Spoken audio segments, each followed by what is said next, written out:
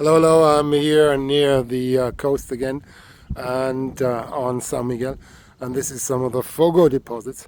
There is a darker layer in there which I think is not FOGO. I think it's more local. It's a phreatomagmatic layer. The pumice comes from a little bit further high up the hillside where FOGO volcano is actually located.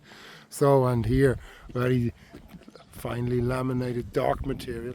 So this is phreatomagmatic, and this comes from a more local source, potentially even a cone close to the a shore, because we are very close to the shore here.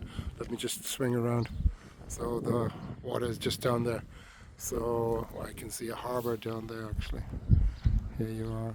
So, and the pumice, however, that's different. And here we see a layer with pumice that has a lot of lithics that follows after the dark phreatomagmatic units, and then we have the more classic kind of pumice but ashy FOGO deposits. Very large eruption, very explosive actually, and the FOGO tephra is therefore world famous.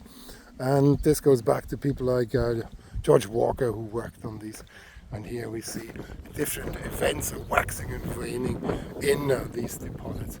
So, and the students are up there being quite challenged by this, because well, it's a lot to take in and to really get one's head around, particularly in these rather difficult conditions where outcrops are not always 3D. So we only get sections here, and we had a long discussion now about the origin of these different tephras. And well, as I said, the conclusion is similar to La Tarta on Tenerife, that this darker middle unit here, that seems to be from a different vent altogether.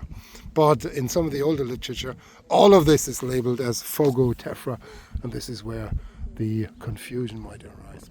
Okay, anyway, I hope you enjoyed this beautiful tephra section with its own little kind of intricacies, and I say thank you very much and all the best.